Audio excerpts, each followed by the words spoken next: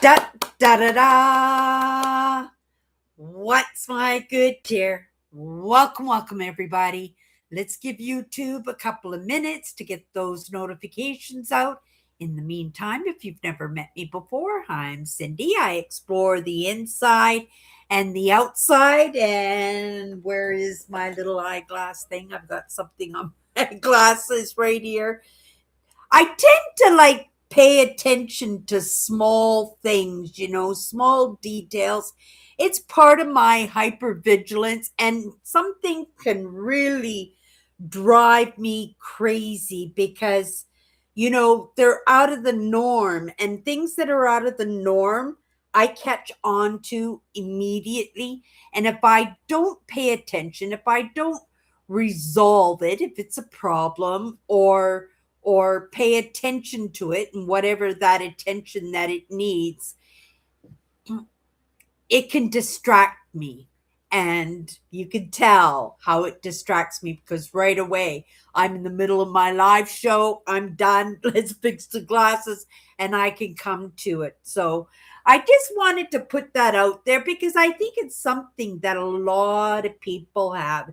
Again, it comes from that hypervigilance because these are things on the norm. You don't really pay attention to the small details.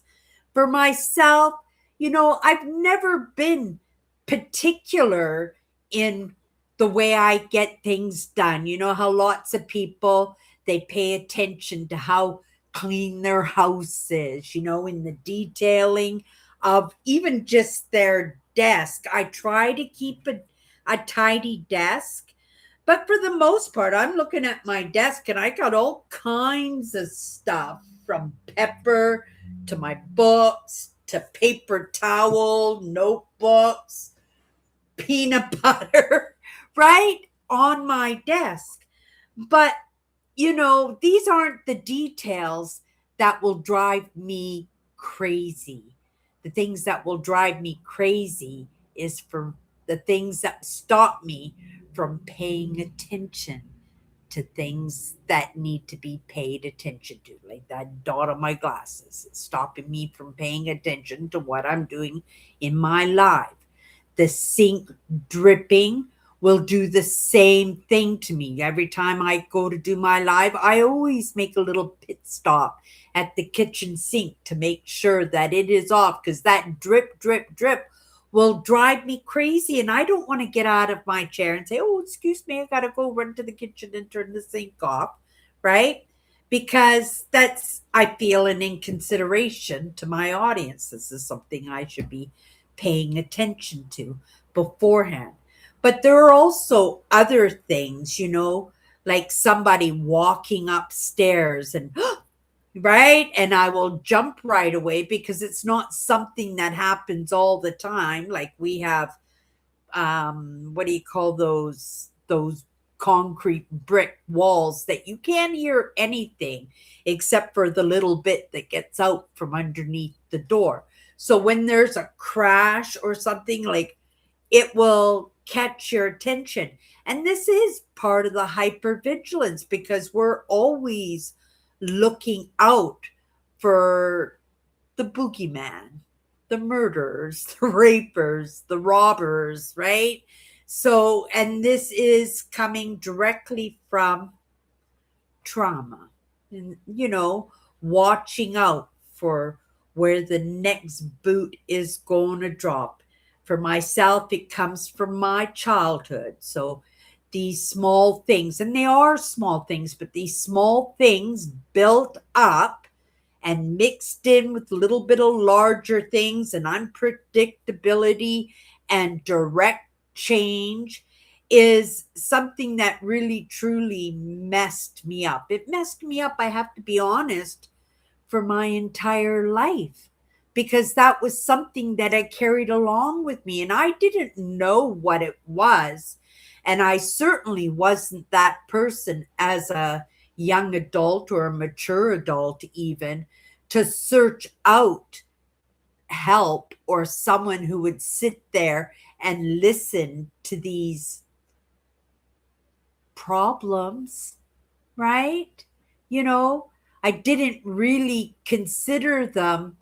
There were bigger things to worry about, like the actual traumas rather than the little things that would trigger the fear of a trauma coming up in the moment. A few lessons along my belt, in really delving in deep.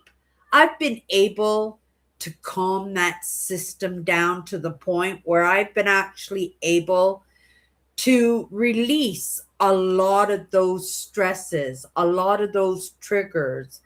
And surprisingly, along with those things, a lot of things that I coped with, those little coping mechanisms. I'm saying the little ones, but the big ones too, right? I've been able to feel comfortable in my own skin for the most part. I'm going to say the most part because I've been downloading video from my music festival that I went to, and my sister caught a little bit of footage of me for myself. Usually it's waist up that you guys are going to see, but she got a full scoping of me.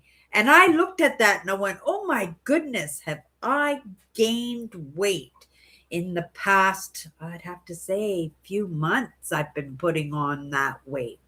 I've been blaming it on the iron pills, but in truth, it has been the heat, number one, because when it's hot outside, it makes you slow and sluggish. And I don't want to get out there and get beat on by the heat, get heat stroke. It just really, truly slows me down. But again, I have to say that's in my choices, and there's nobody I can blame for gaining a few pounds, except for the fact that I'm not willing to get out there when it's a little bit uncomfortable. That heat would make me sweat. Take a couple of bottles of water with me. Oh my goodness. In a walk, how much weight could I lose? How fast could I lose it? I know there's lots of people my age that don't get around very well, but I'm grateful for my good health. I appreciate it for as long as I can keep it. And I should be out there, right? Every day connecting with Mother Nature. But I let that excuse of it being too hot, that, oh my goodness, I'm just going to get beat on. It's going to take all my energy out of me, and I'm going to get home and just want to go to sleep, which it usually makes me do. Well, there's really nothing wrong with resting when you're truly tired. But when you're tired from doing absolutely nothing, right? So today I was talking to my sister. I'm gonna go and give her a visit. We've been trying to repair a very estranged relationship over the past few years. She's coming out of her own experience, but we're family, right? And, I have had serious big lessons in forgiveness. Not forgiveness to the point where we're ever, I think, in this lifetime going to be as tight as we were, because me and my sister, at least on my side, there was nothing in this world I loved more than this sister of mine. Even I loved her more above all my other sisters. I have three other sisters, right? She was my best friend, not just family. And, sometimes these relationships, they have experiences within them. And, now I recognize sometimes those experiences are initiated outside of ourselves because there are lessons within those experiences, things that we have to realize for ourselves. And oh my goodness, that estranged relationship, any relationship that went wrong in my life had lessons built within it. And I do believe that they were initiated specifically because I needed those lessons. Forgiveness was a big one, and I'm grateful that that was one of the first ones that I learned because it got that ball rolling for me in this movement that I've made for myself. But at the same time, understanding that I'm not the only character in these stories, and the characters that are most closest to me have lessons to learn too. And lots of times, we say that we're only responsible for our own actions, our own thoughts, our own emotions. And I'm grateful for the lessons that come across my path. But in those lessons, I recognize not everybody is taking in the lessons. They're taking in the experience for sure, but they're not delving into them in every single one of those relationships that I have butted heads with, that I have melded with, that I felt betrayed in, or I've had to divvy out forgiveness in.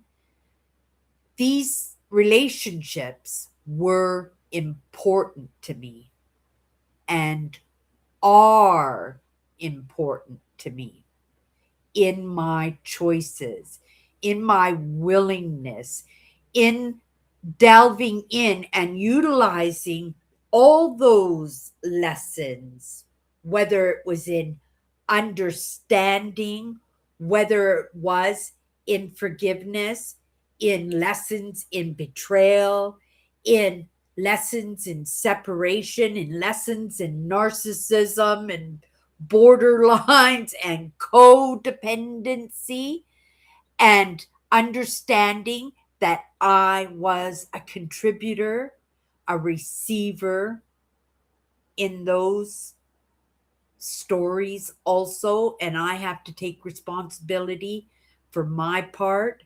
But sometimes, that saying that sometimes when you offer up forgiveness, you find your biggest allies, your best relationships, because not everybody gets a second, third, fourth chance. Sometimes in that first betrayal, in that first assumption, in that first blow up, and you say, I never want to speak to you again. And the next thing you know, you never get to have a conversation with that person ever again. That happened with my husband. It was so hard in our separation. When we first separated, we stayed connected. And like when I say connected, like we couldn't get apart from each other for like 10 years. And it got to that point that it was interfering in my life so badly, and it was triggering me. I didn't even understand what triggers were, but it was triggering me so badly that I had to say, please don't ever contact me again. I just can't do this. I can't talk to you. I can't see you. I can't have you in my life anymore. And I'm telling you, like, we were talking almost like every week, right? And he was in another part of the country, right? And it was so difficult because lots of times we were connecting and we'd have to sell cars and spend money that were meant for bills or rent. And it was difficult for us on both parts, but we had to disconnect. And I said, please, like, I don't ever want to see you, hear from you ever again. And I never heard from him again. I regretted it within a couple of days. I regretted it. I was totally devastated in it. I had no idea in how to connect with him except maybe to connect through his family, which I was not going to do, right? And I beat myself over that for quite a long time, probably for a year. But that year, in comparison to the year of pain of coming together and being torn apart consistently, it was just like this for like 10 years. It was so bad. That year I was sad in the beginning, but I felt so much better month after month after month. And after about a year, I started coming alive again, right? I really did. And I wasn't waiting for him anymore. I had no expectations of that phone call or that knock on my door anymore. And I started living my own life. I started connecting with Mother Nature, right? I got a vehicle that I was able to keep rather than selling it to buy a plane ticket, right? That I was able to go camping and build a little life for myself. And I still had difficulties in holding a job. But at that point, I think I had brought on the mentality that I was going to live my best life, right? And I was still in those coping mechanisms. I was still gambling, right? But eventually, I came out of it, and it was in my choices. And it was an amazing experience. I have to say, it was an amazing. Would I want to go through it again? No. But the lessons in it were worth everything, they were priceless. And I was able to make some movement for myself in that experience that I had. And in all of that, I was able to keep the good feelings, not to attach the betrayal and the triggers and the heartbreak and the I hate yous and just remember the bad things and go for the revenge. And it was, there was nothing to feel bad about it because each one of us gets to make our own choices in those relationships. And sometimes, to be truthful, we don't have a choice, do we? We either have to look out for ourselves and make the choice, right? In protecting our own mental, emotional, and even physical well being, or we have to look out for somebody else. And we have to remember the good times in it. And, I'm grateful for how it worked out. I wish we didn't go as long as we did, right? It was a painful breakup, but it needed to be done. And it was just a long process. And I wish it was a little bit shorter, but there were lessons just in the holding on, in the hope, the reconciliation of the possibilities. And, but it was a fantasy that we were both living in, right? The move had been made already. And sometimes you can't pick up those pieces and put them back together. It's like broken glass.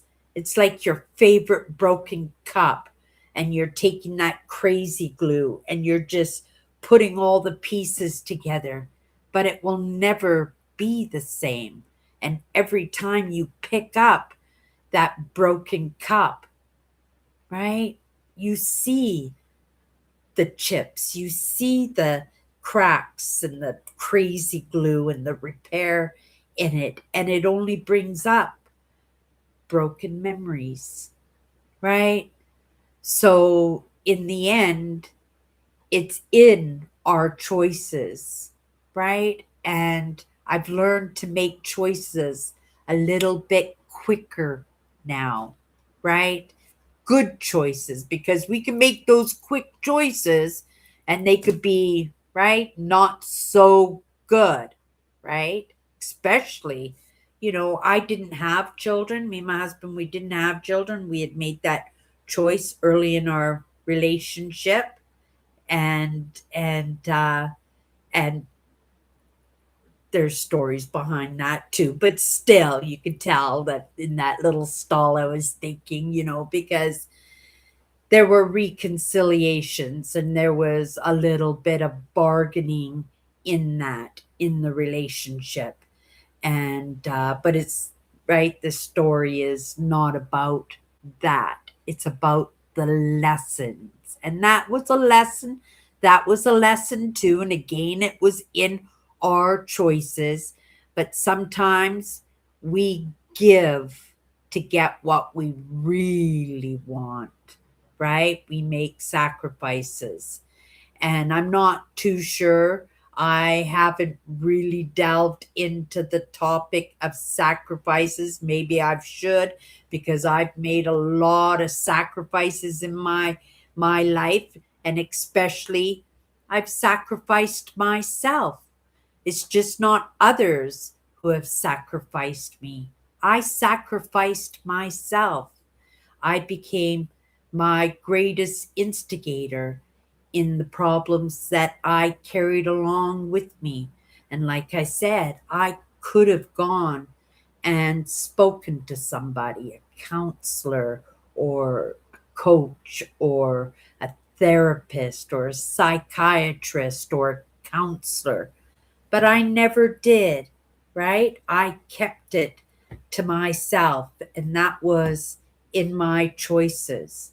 And I could have had some answers a lot earlier. I could have been here a lot sooner.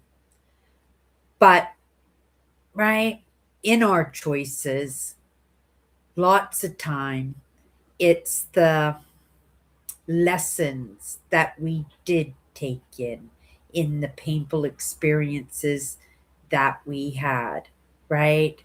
And that's a truth for each one of us. And each one of us, we can take the time and make good decisions. We can run in and just, because we know what we should do, but lots of times what we should do and what we want to do are two different things. And lots of times we kind of do something in the middle, which means we still have these strings attached with both, right? And sometimes that doesn't serve us very well in holding on to a maybe, a possibility, or holding on to something that you know that you could never glue back together, but you're going to try anyway. Right? I am always on the guard and watching and listening and alert and on guard, Cindy, 24/7. I know where you're coming from in that, Tammy. It's a hard one to overcome. Like I said, I've gotten a lot better, but even today, I jumped. Somebody upstairs. Like I said, you don't normally hear people in this building when you're in your apartment, but there was a big crash upstairs, and my heart just kind of jumped out of my chest, and I kind of like this, right away. And most people do jump in those scenarios, right, when it's not the norm. But for me, I remember a time that just a creak in a board or the wind in the trees, right? The cat moving around. And that's why I started using the fan. I have a fan on. Even in the wintertime, I have a fan on because the whir of the motor would hide the sound of the cat jumping off the bed and going to his cat food dish and eating a little something out of his bowl. And on the norm, that would be something that would wake me up right away because I'm listening for the murderers, the robbers, and the rapers, right? But I don't feel that way anymore. I think the fact that I go off on these provincial park tours, that I do a lot of camping, that I do a lot of walking and going off by myself, it has built up that resilience and that courage in me.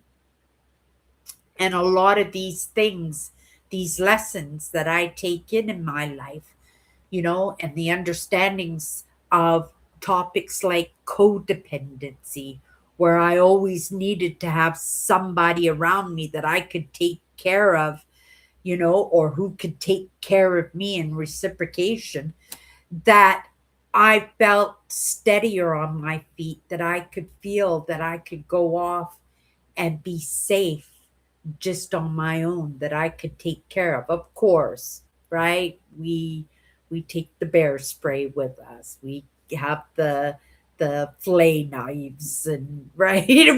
We take care of ourselves still. But that's just the day and age that we live in too, that makes that a need to do, right? And I think, it's a lot better. I mean, because we could be living. I was watching a program, it was a documentary today on Genghis Khan. I'm going off side branches about Genghis Khan. And he conquered most of Asia and Europe, like 80% of it, he conquered. And he killed 1 out of 10 people. This is the average in the calculations. 1 out of 10 people on the earth, on average, he eliminated. Isn't that incredible? And in that conquering, I also found, because there was another um, force when it came to the armies, the Persians. Uh, Genghis Khan, when he conquered these countries, he allowed them to keep their cultures and their religions. He didn't force them to conform to any kind of religion that he was involved in, right? He allowed these conquered countries and right these people to keep their own faiths, right? And the Persians did the same thing when they decided to do their conquering and expanding their realms, right? But 1 out of 10 people on earth, Genghis Khan killed, right? Of course, he didn't get to South America and right do that there, but that means that he killed more than 1 out of 10 people on this planet, right? That's pretty crazy, right? And can you imagine the stress and the worry and the the idea that you have to pay attention to every sound and every movement, right? Because not just sound, where we're watching. I tell you, I see a fly out of the corner of my eye in another room because I see that movement is just there too. And that's the hypervigilance also, right?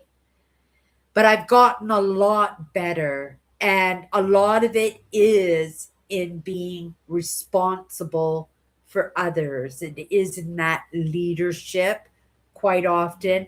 Often it is in that time that we spend on our own and pulling ourselves away from needing and being needed, right? Because they're both not good for us. They don't build responsibility, right? Accountability, because we're just relying on each other to fill gaps that we have in our lives, and we're not learning by it, right? Sometimes we have to be our own parents, and that's a big part of what I've been doing. And it's surprising and kind of embarrassing to say that I started that in my 50s. But in being honest and being genuine in what I bring to my brand, I have to say that that's the truth, right? I'm a big kid at heart. And some people say, oh, that's so cute, right? But in reality, it was a weakness, right? Because I allowed people to take care of my needs and I took care of their needs. But I didn't necessarily show them how to take care of their own needs as a leader, as a teacher, and what I knew. And the same with them, right? They filled those gaps up in me, took care of my needs, but they didn't show me how to do it. And a lot of it, right, I could have done if I had chosen to, but I had chosen differently, right? Maybe we'll get that word choice in our cards tonight. I got two drinks. I got a coffee here that I haven't had a sip of yet, so I'm going to have a sip of my coffee.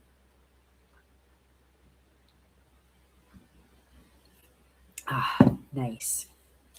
And I'm drinking pear apple strawberry juice tonight. Yeah. I've been enjoying my juices. I'm trying not to. I was telling my sister today we're gonna go on a diet. She's gonna come swimming with me. It looks like she's not gonna have to go into her cast. She's been into her boot. They like a broken leg boot that they put in because she had a sore in her foot that had to heal before they could put a cast on. But now her foot has kind of healed on its own. It's kind of crooked, but it's healed, but it's better than breaking it and doing it all over again. And so they're going to make inserts for shoes. And now that she's at that point, it's time for some rehabilitation, and we are going to go swimming, right? Nice non impact. Like she's not going to be like kicking her legs or anything. But I think to be in the water, to take that weight off of her, and for her to just be able to bounce around a little bit in the water, that's going to make her feel so much better. It's going to help her heal a little bit better.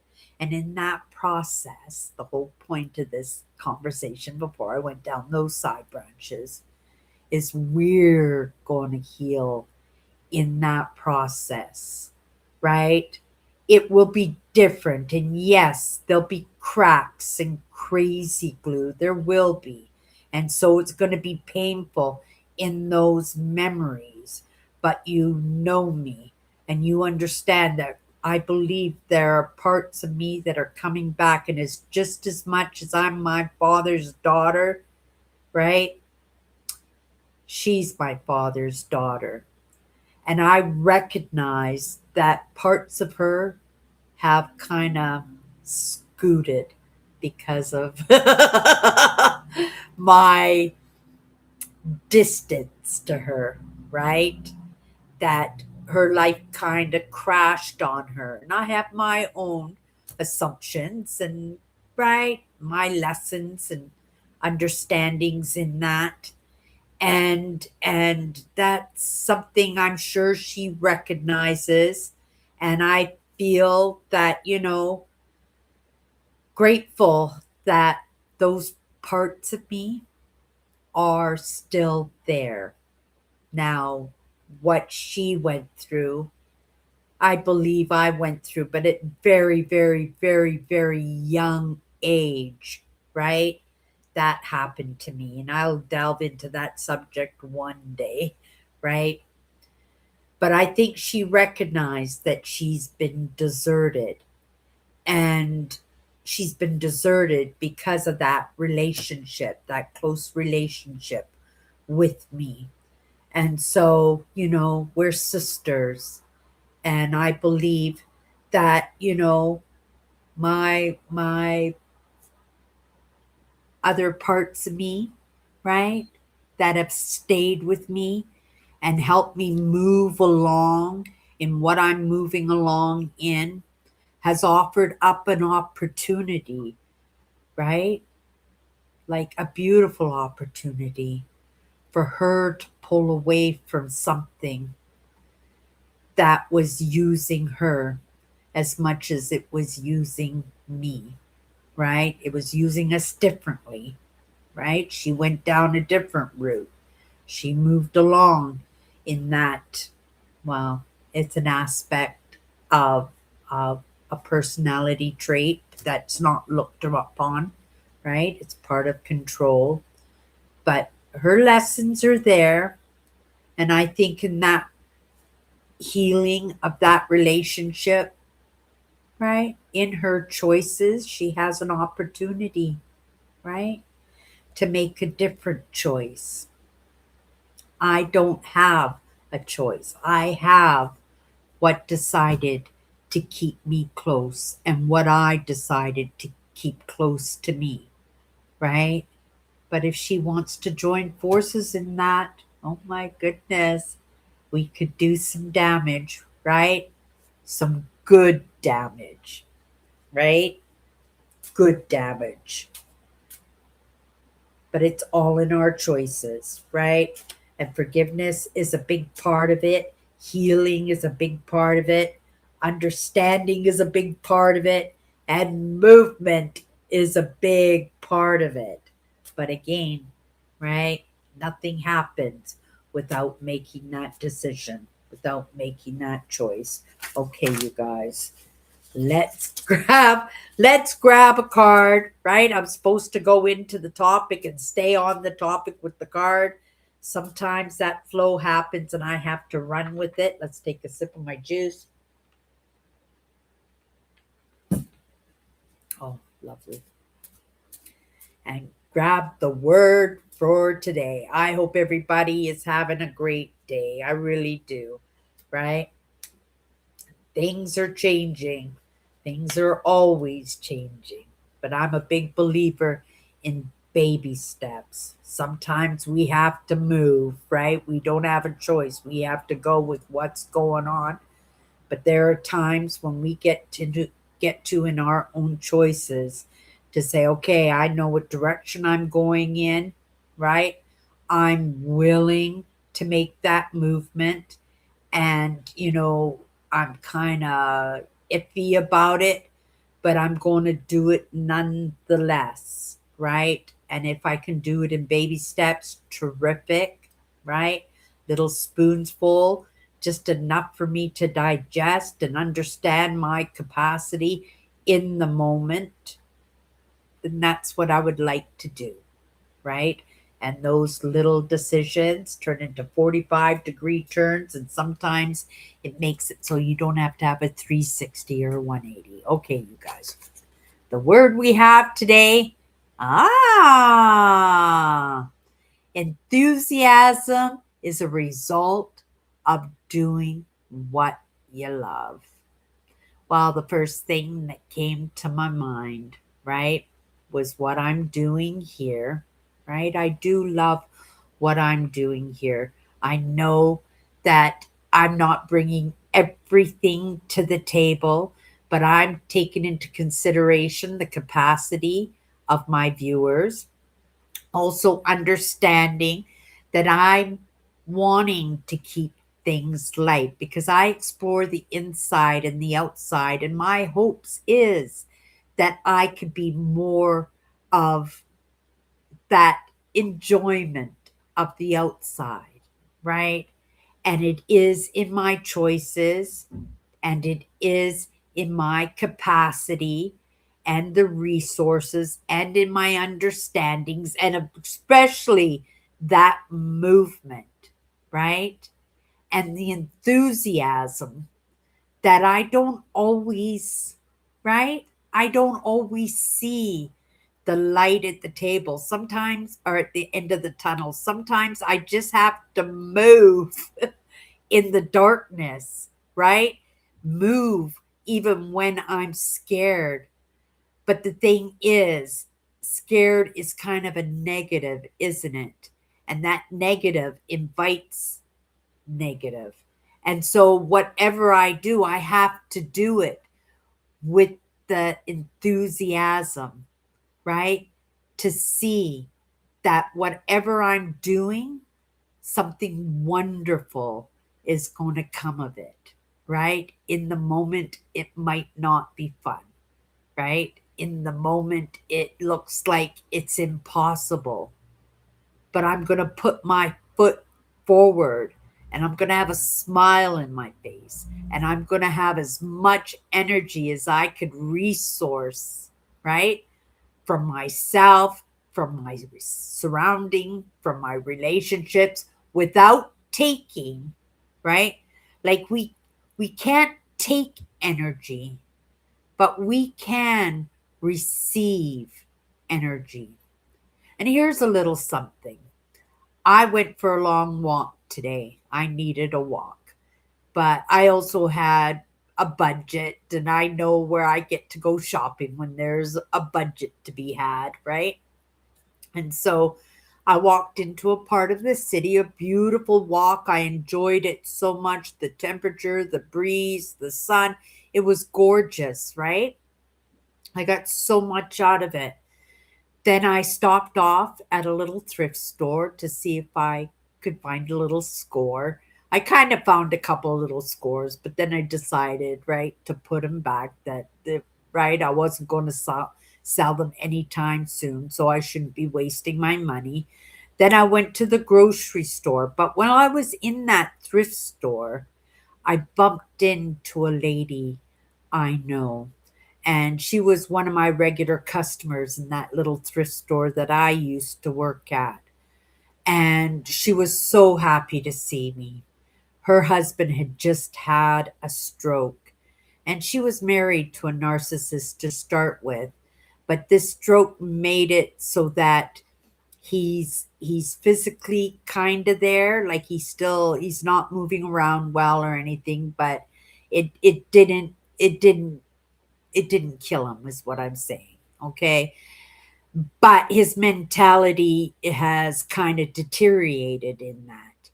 And she was really sad and she had to leave the house.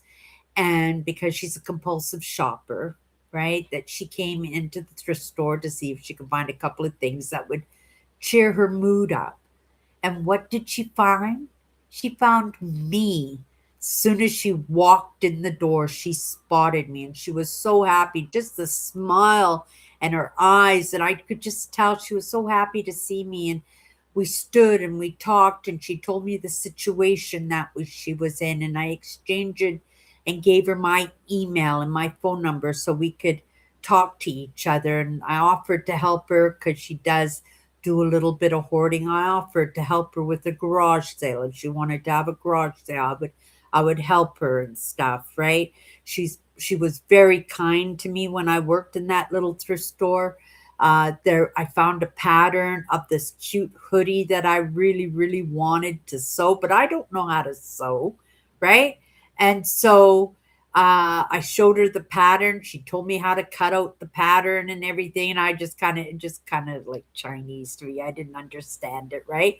Not my talent, right? And of course, not my passion. I didn't have an enthusiasm to sew it. I wanted the hoodie, but I didn't want to do the work for the hoodie, right? And she came in to my store one day with matching thread and the fabric in the color that I told her that I wanted, right, for this hoodie.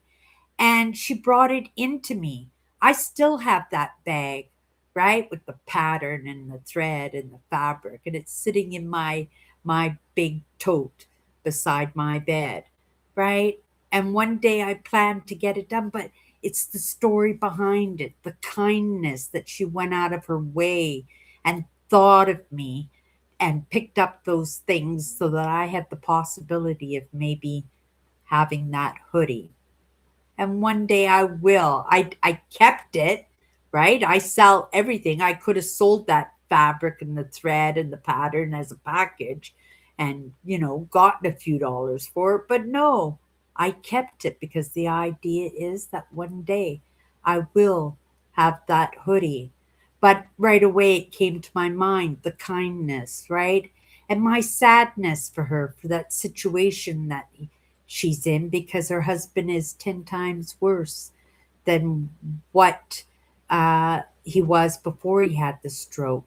And now she's in her thoughts and in her emotions because she's got 65 years invested in that relationship with that man that she finds herself as an unwilling caregiver. She's doing it, right? But she's not appreciating it. And she's not appreciating um, the experience in any way. And it's bringing her down, desperately bringing her down. She's had a terrible, terrible year. I know so many people just having terrible, terrible years, right? And my heart went out to her and she says, "Oh, Cindy," she says, "could I have a hug?" I said, "Of course." And I hugged her. And you could just see like her eyes getting all buggy and stuff. And I said, "Here, you need another hug." And I gave her another hug. And we stood there and we talked for 15 minutes, right? And then we went our merry ways, right? And sometimes we have to appreciate the lessons that come across our paths because it was in my enthusiasm, right? Because in that moment, to her, it was a connection, it was a conversation, it was somebody that could appreciate the experience that she was having. But what she didn't truly understand, maybe she did, is that I really did understand that in actuality, I was practicing my craft in being that friend and in being that person that could give her what she really needed in that moment, in the enthusiasm of her seeing me and in my enthusiasm for being able to do what I love, right? And she was a very nice lady, right? And I knew her name, I knew a little bit of her life story, but we weren't friends, we weren't connected in any way, right? And sometimes we have to understand that the things that we do in our lives, right? The things, the enthusiasm is a result of doing what you love, right? I wasn't at work today, but I was present and I was doing what I love, right? And practicing my craft with somebody who was not only willing and wanting and needing that experience, right? But I feel that she left that store feeling 100 times better. And when I turned my back to her, I could hear her. And she was saying it to herself. She wasn't necessarily saying it to me, right? Because I was already walking. She says, "You have no idea how much I needed that." And I just, right? And I thought, "You have no idea how much I needed that," right? Because sometimes we don't appreciate how we impact other people's lives. That in what I'm doing, sometimes I don't appreciate that I'm making the impact that I want to make, right? But sometimes it's just in our everyday, day to day, right? And I think, Tammy, you could appreciate that, the way you impact your friend when you say, okay, you got a wedding with your daughter, no problem. I'm going to take care of your son while you're away. You can trust me to do a good job, right? Doing what you love, right? It doesn't mean that it's easy sometimes, but when you can appreciate that you have value, that you have something to offer, you gotta love that, don't you? Right? You gotta love that. And it makes a difference, right? What's that Coca Cola song from the 70s?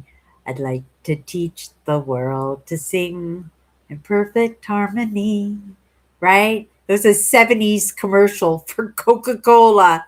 And I loved that commercial. I remember that commercial, and I didn't like commercials, especially when they interrupted my favorite cartoons. But that one would come on, and I would sing along with it every time that it came on. And the idea is, you know, we are the evidence, we are the examples for each other, and each one of us has something different to give, right? I couldn't in that moment, unless she was paying attention and saying, oh my goodness, she made me feel so good. I'm going to go off and I'm going to make somebody else feel good. But that's not the way people think. They go, oh, I feel so amazing. I got through this terrible day. I can smile today. Maybe tomorrow she won't be smiling, but maybe she'll remember that experience and that conversation that we had today, right? And pull open her phone, see that phone number I left her, and she'll phone me and says, okay, Cindy, we're going to have a garage sale in a couple of weeks. I sure could use your help, right? And sometimes that's the way it works, right? And I have to appreciate that every gift that you give to somebody else doesn't mean that you're going to get anything out of it. But if you have enthusiasm in what you're doing, right? Enthusiasm is a result of doing what you love. Today was a prime example of that, right? For me, when I turned my back, she said, you have no idea how much I needed that. And I just like, oh, wow, right? And that's when I started thinking about it, because in the moment, I'm not recognizing that I'm practicing my craft, right? It's just in those understandings that are just naturally there, that in the conversation, they can be brought into the conversation just naturally in conversation. But then when you walk away and you have that insight of, oh my goodness, Cindy, you really did make somebody feel good. And not only that, because you made somebody feel good, you're feeling good yourself, right? I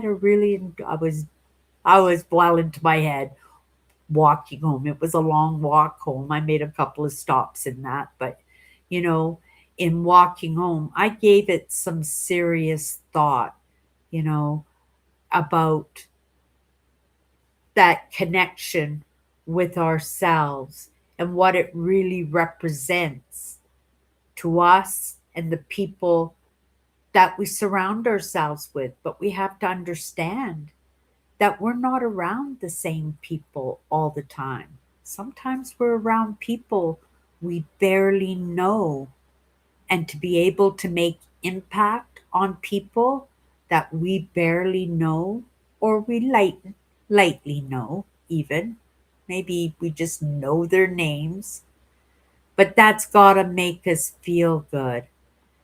And so that's why it's so important just to move in our lives with that enthusiasm. And that's why it's important to have a job, not just for the sake that it has a good paycheck, that it's putting the roof over your head, that you're actually doing something that you love. Maybe the job itself you don't love, but being that example, that person that could be an ear or a shoulder to cry on for somebody, where somebody can look at you and have a big smile on their face and go, Cindy, right? That could be everything to them and to you. It really can. Um, That's good news, Cindy, to hear about your one sister, Cindy, that her foot has gotten better. Yeah, she just has to get an insert for her shoes. I'm going over to her house. I'm going to make her a stew. Stew's one of her favorite meals in the whole world, so I decide I make good stew. So I usually make it with dumplings, but she doesn't like dumplings. So I'm going to make homemade dinner rolls instead. And we're going to have a stew. We're going to have a nice little visit, right? And I'm going to practice my craft, right? And I'm going to really enjoy the experience for what it is, just naturally understanding that those understandings are there. They're just naturally a part of me now, right? So it's not that I have to drill anything into anybody because I can just put it out there and in somebody's choice, they can take it for what it is or just brush it off. Oh, that's just Cindy. Right? And still appreciate the experience for what it is, what they can take from it, right? It's the real thing. Coca Cola soda song. I love that song too a lot. It made me happy hearing it and singing it from the TV commercial. Uh, that song is I'd like to teach the world to sing. Yeah, where they're all holding hands on a big hill and all different nationalities too. I remember that. I'm just remembering it now, especially in a time when we were just starting to break away from racism here in North America at the very least. We were really trying to break away from racism. So to have a commercial like that, it was a catchy song, right? Something I could sing to, and I didn't love tunes, right? And I think when I was younger as a teenager, I did appreciate music. For me, it was a little bit of a way to escape, was in music. And I thought I was a good singer until somebody told me that I wasn't, and then it kind of shut me down. But then, I had an opportunity to realize that was just one opinion because I ended up joining a drama class that helped to bring myself out a little bit so I wasn't so by myself, right? Shy, standing off in a corner. It just actually made it so I was able to socialize and mingle with other people. And we ended up doing a musical where I had to sing and I had singing parts by myself. And I blew people away and it just right made me recognize that that was just one opinion and I made one opinion everything, right? I listened to it. I believed it, right? That was kind of a sad thing, but in my choices of joining drama class, right? That lesson came across my path and I got to understand that what my voice was not so bad after all. It might have been pretty good. Okay, you guys, that's my good cheer. Have a great night, and we'll see you tomorrow. Thank you, Tammy. Thank you guys for popping in, and for those of you who pop in later, I hope your day went amazing, right? I hope you had some great conversations that made you feel good on the inside. Okay, you guys. Bye bye.